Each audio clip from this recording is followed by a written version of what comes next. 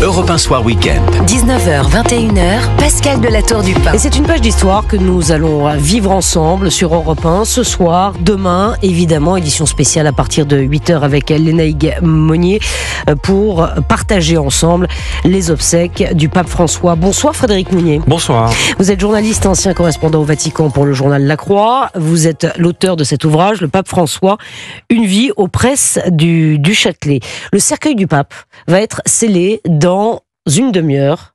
Maintenant, les fidèles ont pu défiler très nombreux pour se recueillir devant la dépouille du Saint-Père. Emmanuel et Brigitte Macron l'ont fait également il y a une heure maintenant. Frédéric Mounier, d'abord, pour expliquer aux auditeurs d'Europe 1, que va-t-il se passer une fois que ce cercueil sera scellé, entre le scellé du cercueil et les obsèques, la cérémonie demain? Alors il faut rappeler d'abord ce qui va se passer au moment du scellement, de la fermeture du cercueil. Le camerlingue va déposer sur le visage du pape un voile blanc pour, dit-on, lui permettre de rencontrer son Seigneur. Et ensuite, on va sceller à l'intérieur du cercueil un certain nombre de pièces de monnaie frappées du sceau du pape, et puis avec des textes qui vont rappeler les grands moments de son pontificat.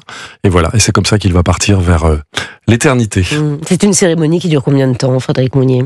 Oh, c'est assez bref, ça va durer une vingtaine de minutes, contrairement à ce à quoi on va assister demain, qui va être grandiose et qui va durer plusieurs heures. Parce que, je le disais, c'est une page d'histoire. Un pape qui s'en va, c'est une page d'histoire que nous partageons ensemble.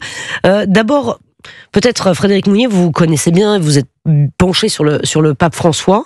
Que faut-il retenir de lui? D'abord, est-ce que vous l'avez rencontré personnellement, Frédéric Mounier? Oui, j'ai eu l'occasion d'assister à une célébration eucharistique peu après son élection, à la mi-juillet 2013, à la Maison Sainte-Marthe. C'était un moment très très émouvant parce que c'était, en quelque sorte, c'était un curé de campagne, voilà. Et son homélie, je me souviendrai toujours, était consacrée déjà à la réforme. Il parlait c'était la parabole évangélique du vin nouveau dans les vieilles outres. Et voilà. Et comment, voilà. Là, j'ai compris que ce pape avait vraiment envie que l'Église soit réformée, que l'Église bouge, que l'Église change. Maintenant, 13 ans après, le moment est venu des bilans. Oui, les bilans. L'Église a bougé, l'Église a reconnu ses torts.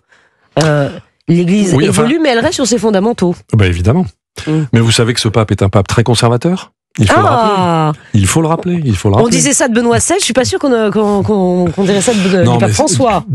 Tout ça pour dire que cette grille ne fonctionne pas. Cette grille ne fonctionne pas. Ce pape est arrivé du Sud au moment où le centre de gravité de l'Église a commencé à basculer vers le Sud. Aujourd'hui, on a un sacré collège qui va l'élire à partir du 6-7 mai, avec 135 votants. Là-dessus, il y a plus de la moitié qui viennent du Sud. Un de mes confrères américains disait jusqu'à maintenant, le Vatican, c'était un peu l'aumônier de l'OTAN, et aujourd'hui, ça va devenir l'aumônier du Grand Sud, l'aumônier des BRICS. Je pense que c'est ça, le centre de gravité. C'est l'un des grands enseignements de ce pape. Et puis, il y a son regard sur les migrants, son regard sur les pauvres, son regard sur l'écologie. Et puis aussi, vu de l'intérieur à Rome, la manière dont il a bousculer la curie, la manière dont il a réformé le mode de gouvernement de l'Église, la manière dont il a mis un terme aux multiples petits arrangements que nous constations jour après jour depuis les siècles des siècles au Vatican, petits arrangements avec l'argent, avec le confort matériel, avec les mœurs. Eh bien,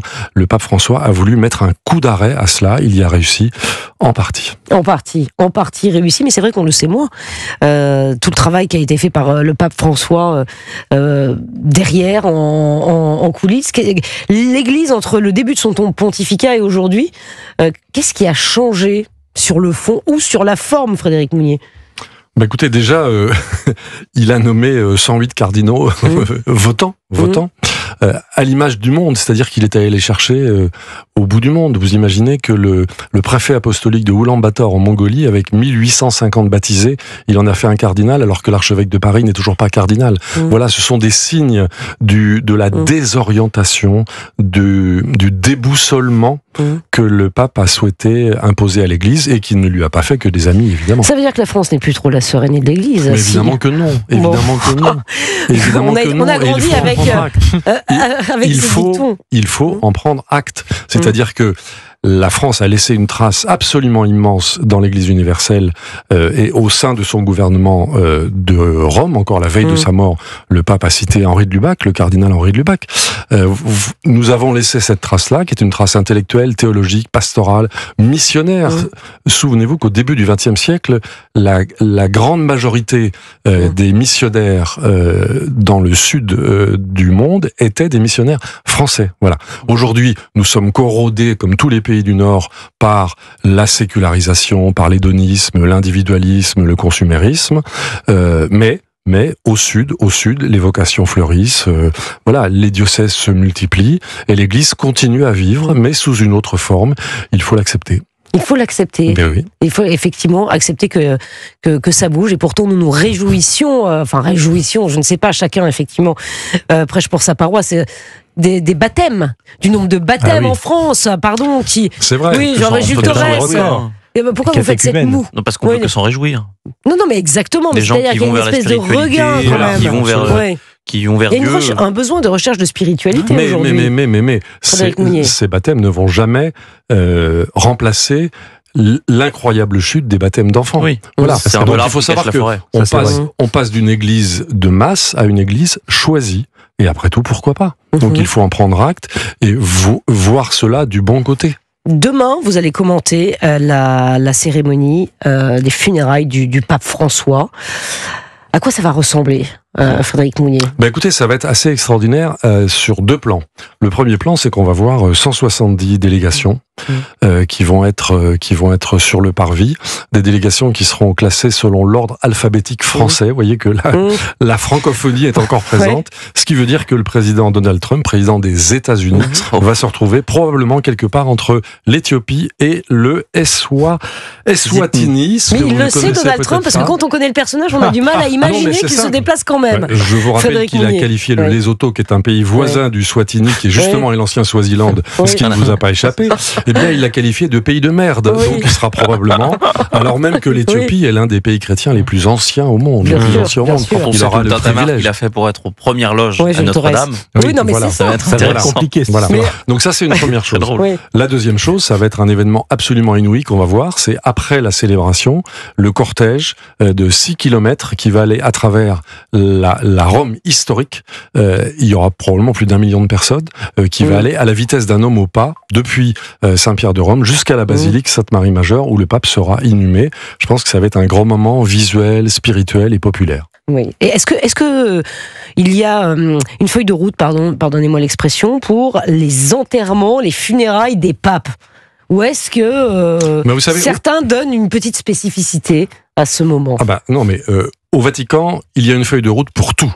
Tout est prévu, tout est codifié. Sauf quand on a un pape qui est monarque absolu, donc par essence, et qui vient tout bouleverser comme le pape François. Donc ce pape-là, peu avant de mourir, a décidé de simplifier les obsèques. Donc ce qu'on va voir demain sera une version allégée par rapport à ce qu'on a pu voir pour les papes précédents. Je pense que ça sera d'autant plus compréhensible pour la majeure partie des millions et des millions de téléspectateurs qui vont regarder cela. Il faut garder en tête qu'il y a eu près de 180 000 personnes qui ont défilé depuis mardi dernier, 180 000 personnes venues du monde entier, de toutes les conditions sociales, de toutes les cultures. C'est ça la diversité de l'Église universelle, et c'est ce cœur-là qui bat à Rome en ce moment. La cérémonie va durer combien de temps, avec Mounier?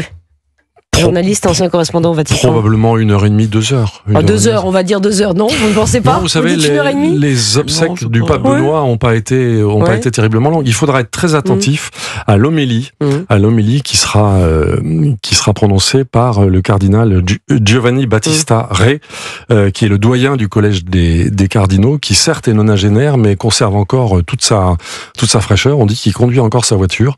Et donc, il faudra voir le bilan qu'il va dresser du pape François et les lignes qu'il va proposer pour analyser l'horizon de l'Église. Et cette homélie-là sera prise en compte dans la cristallisation qui est en train de s'opérer depuis 2-3 jours à Rome entre les 135 cardinaux qui sont des cardinaux votants, qui sont en train d'apprendre à se connaître et qui sont en train d'échanger sur l'Église. Frédéric Mounier, vous restez avec nous, journaliste, ancien correspondant au Vatican pour le journal La Croix. auteur de l'ouvrage Le Pape François, une vie aux presses du Châtelet. Jules Torres et Paul Melan, beaucoup de questions à vous poser, les auditeurs. Bien sûr. Voilà, exactement. C'est dans les starting blocks. Mais oui. Non, mais c'est moi, je trouve qu'on croit, qu'on soit croyant, qu'on ne soit pas croyant, qu'on soit d'une autre confession, c'est un moment historique. Voilà, les funérailles d'un pape, et on va parler évidemment de la désignation de son successeur dans un instant sur Europe 1. Europe 1 Soir Week-end, 19h, 21h. Sur Europe 1. Europe 1 Soir Week-end. 19h, 21h, Pascal de la Tour du Pin. Nous sommes toujours avec Frédéric Mounier, journaliste et ancien correspondant au Vatican pour le journal La Croix, auteur de l'ouvrage Le Pape François, une vie aux presses du Châtelet. On va évidemment se poser la question qui pour succéder au pape François. Je note que Dimitri Vernet est aussi installé dans ce studio. Le zapping de repas, c'est dans un instant. Exactement, c'est un plaisir de vous retrouver dans moins de 10 minutes. Et je peux vous dire qu'il y a du lourd ce soir. Frédéric Mounier. Évidemment, la question, c'est qui va succéder. Qui va succéder? Ça, on vous dérange pas? On est en train de parler de succession du pape. Vous dites qu'il y a du lourd, il dit il y a déjà Paul Melun. Enfin, franchement, la grossophobie ordinaire sur cette antenne, c'est terrifiant. Il n'y a pas de grossophobie. Paul Melun est tout fin. Vous êtes baptisé, Paul Melun? Non. Il ne peut pas être pape. Ça va être compliqué. Bon, attendez, chacun est libre. Il ne peut pas être pape. Chacun est libre, oui. Du reste, c'est mes parents qui ont décidé pour moi. Voilà, exactement. Mais vous auriez pu vous faire baptiser à Pâques, pourquoi pas. Il aurait fait du bien. Frédéric Mounier, pardon, on va revenir. On va être un peu plus sérieux, Frédéric Mounier. Vous nous avez reproché à la pub d'être trop calme. On dit tout aux auditeurs. Je me disais que c'était très surprenant. Frédéric Mounier, évidemment, la question que se posent les auditeurs, que nous nous posons tous, c'est qui va succéder au pape François.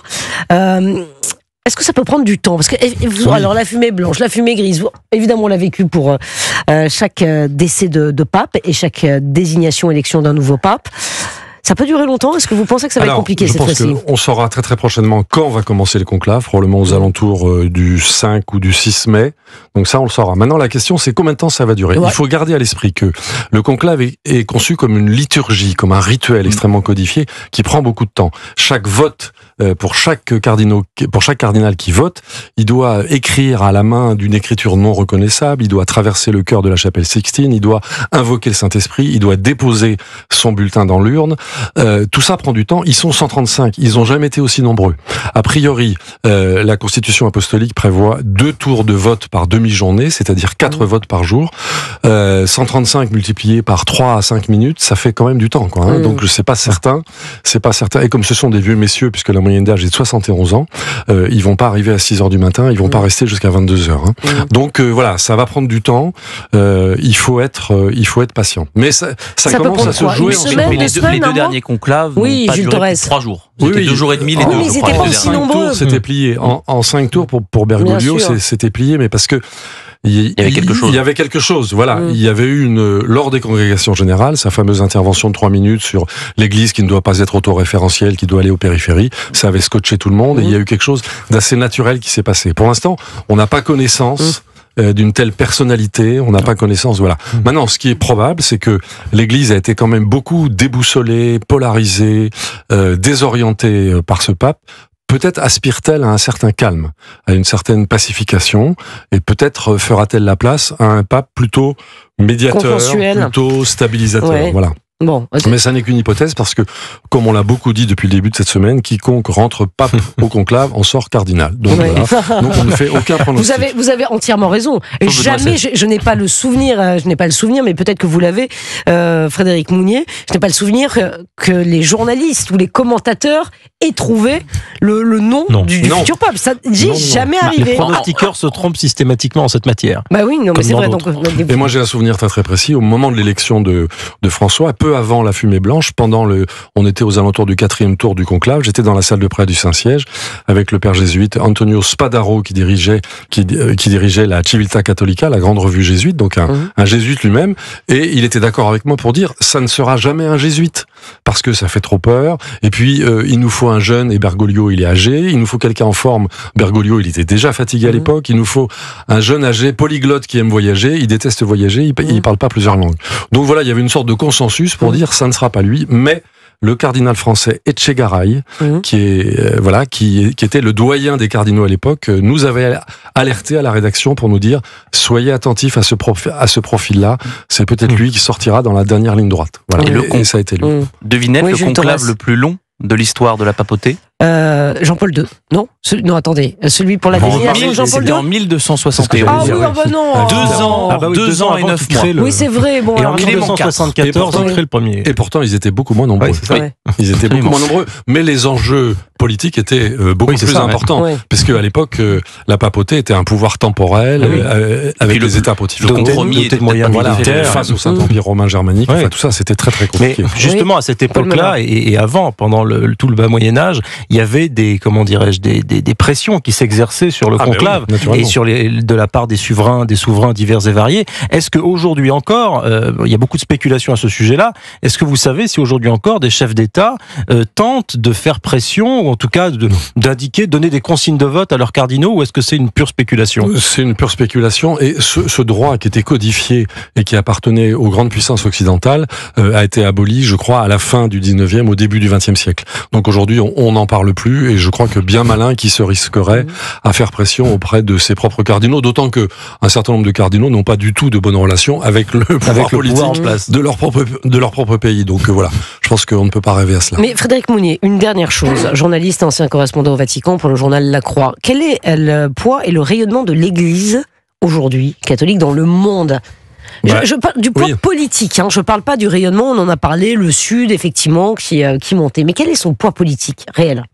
Écoutez, la diplomatie vaticane entretient des liens avec 185 pays. C'est l'une des mieux informées au monde. Pourquoi ? Parce que l'Église est implantée jusqu'au fond de la brousse, jusqu'au fond des bidonvilles, jusqu'au niveau zéro de l'humanité. Et donc, les informations circulent beaucoup.